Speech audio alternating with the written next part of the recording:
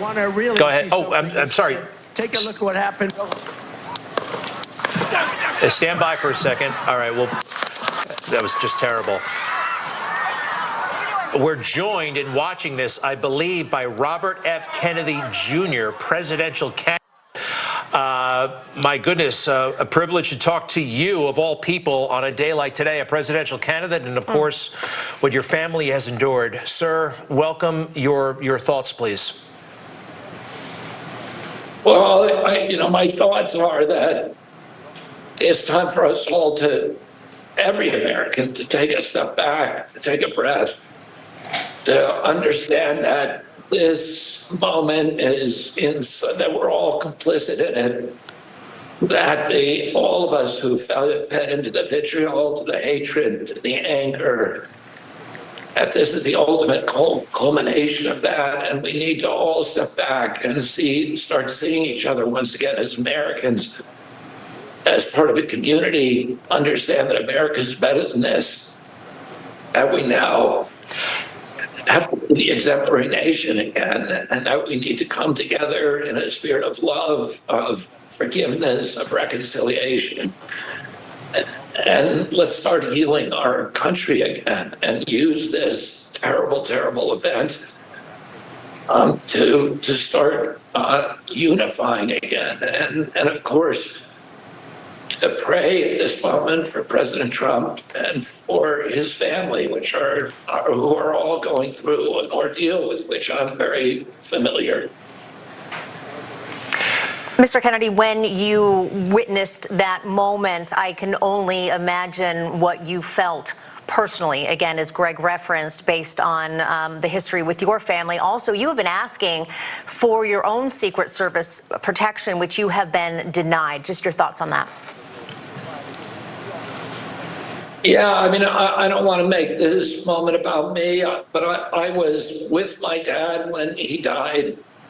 Of course, I was very, very, I lived through my uncle's assassination in 1963 when I was 10 years old, and then I was 14 when my dad was killed. And I was with him in Los Angeles, and so I understand what the family is going through. I also understand the greater trauma to our country, that this affects everybody in our country. And we have to understand, again, that it's linked in one way or another to the vitriol, to the anger, to the disunity that many of us have contributed to. And, when my uncle died, it was at a time of great division as well. When my uncle landed in Dallas, in November 22nd, 1963, there were posters all around Dallas that said "wanted dead or alive," and the Dallas newspapers were printing very, very poisonous articles about him, and his death in some ways was linked to that wave of hatred. And the same was true with my dad. My dad was running in 1968, which was the most polarized, divisive time in American history since the American Civil War. There was terrible anger on both sides, on all sides. And part of the eruption of that anger was not only the riots we were seeing in the cities that year, but we also saw Martin Luther King's assassination that year. And then 2 months later, my father's assassination. And all of it is connected, and it's connected to each of us, and each of us needs to take responsibility for our own behavior. And hopefully we can make something good of this. We can take that moment between our impulse and our action to, when we're angry at somebody, when we want to amplify a post of clever piece of hatred, that we just say we're not going to do that right now. We're going to try to nurture love. We're going to try to nurture forgiveness. We're going to try to nurture a sense of community and a sense of harmony among Americans. We can have a debate, just like we have a debate among our family members, without hating them. We need to stop saying that the other guy is going to be the Republic. because there are a lot of crazy people in this country, and when you do that, when you use that extreme kind of language, you're giving permission to those kind of people to engage in this kind of action. So that would be my message to people. Sure. Mr. Kennedy, here's an idea at the appropriate time, a joint appearance where they're not debating, perhaps President Biden, President Trump, and maybe yourself, a joint appearance where, you air your differences, but just maybe all three of you call for what you just summarized. That might go a long way. I have a question for you, though. You were looking for Secret Service protection a few months ago. I believe the Biden administration would not grant you Secret Service protection. Has there been a change in?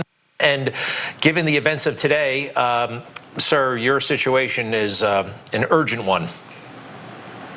Again, I don't want to make this about me. I think we need to focus on larger issues. There's a lot more important issues than that debate within the administration. I think we should all take an example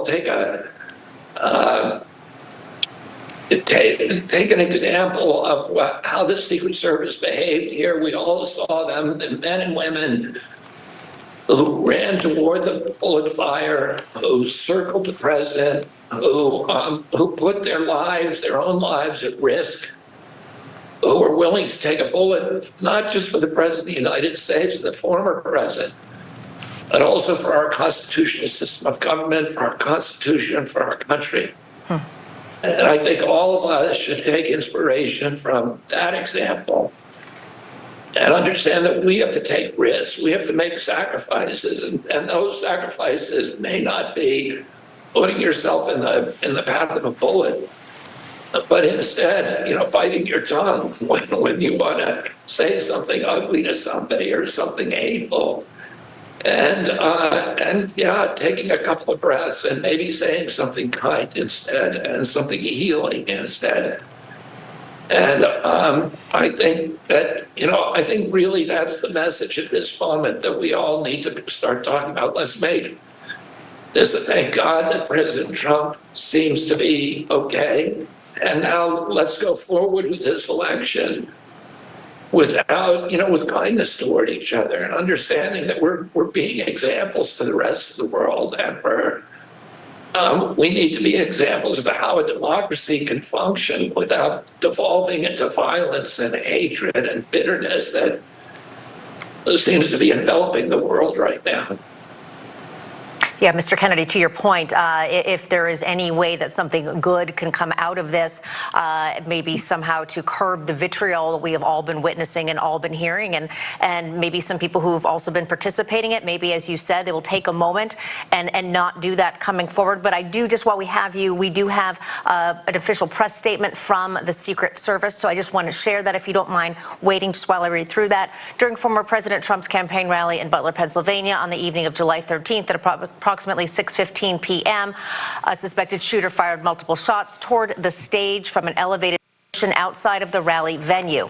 U.S. Secret Service personnel neutralized the shooter, who is now deceased. U.S. Secret Service quickly responded with protective measures, and the former president is safe and being evaluated. One spectator was killed. 2 spectators were critically injured. The incident is currently under investigation, and the Secret Service has formally notified the Federal Bureau of Investigation. So that is some actual concrete information to a lot of those unconfirmed reports. Mr. Kennedy, what would you suggest besides trying to be kinder, as you said, moving forward during this campaign season? We know that President Biden has temporarily paused his outgoing campaign statements. What would you suggest? Well, first of all, I'd like to, in light of what you just said, send my own condolences to the family of the bystander who was killed, and my prayers to the people who were injured. And in answer to your question, I think President Biden and President Trump have a chance right now to change the tone of this campaign dramatically and to stop accusing the other side of being a threat to the republic and stop empowering people who are filled with hatred, and particularly marginalized people who are capable of taking these kind of actions. And I think we all have an opportunity now to do what God wants us to do, which is to bring order out of chaos, to turn evil into good, and to use this terrible, terrible incident, this tragic incident where people died, to make something better for our country. Well, we are privileged to talk to somebody like you. What a unique perspective you have, Robert F. Kennedy Jr. And we wish you safety on the campaign trail. Yes, indeed. I know you said you don't want to go into those issues right now, but you deserve Secret Service protection now more than ever. So good to be with you, sir, and our best wishes. Thank you very much.